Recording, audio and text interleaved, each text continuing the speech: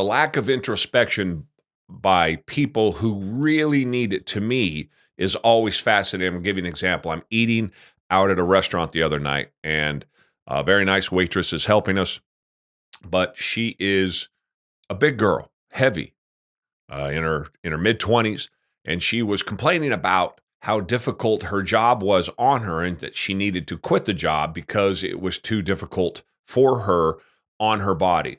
And she was couching it as the job is difficult on her and her body, meaning that being a waitress is too much of a stress on a human body, not her body in the shape that it was in, on her human body.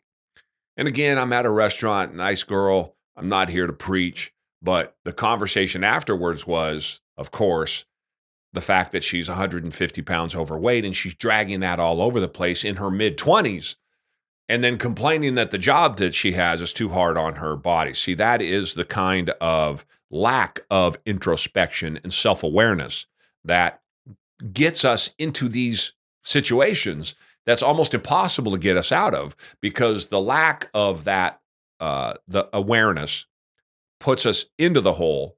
And then we just continue with the lack of awareness, trying to get out of the hole, meaning we're looking for somebody else to get us out of the hole. We're looking for somebody else to point to for the problem, rather than look at ourselves and say what reality is. And without that reality, without being a firm grasp on what's going on in your life and the reasons for it, and what that truth is, it can be very, very, very difficult. It was just that much more difficult to try to escape that.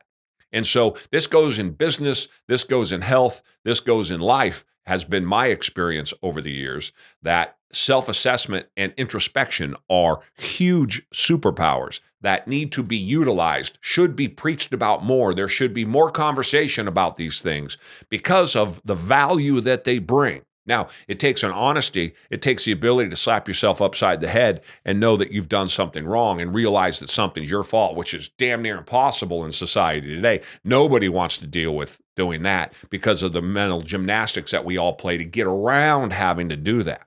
I'm here to say that you need to take stock of yourself, figure out what it is that you can do to change your life. What are the things that you're contributing to your malaise, to your physical undoing, your mental undoing, your spiritual, maybe your love life and your family, all of those things, because mental, spiritual, physical, it's all connected. I think it all starts with health at the top and it goes downstream of that. But unless you're aware of these things, you're only going to continue to proliferate. The problems are only going to grow. The mistakes and the issues aren't going to get better. And you're going to continue to make bad decisions because your feet are not grounded in the reality of the problem, which is you. Opportunities are everywhere. You got to go get them. Go for a walk.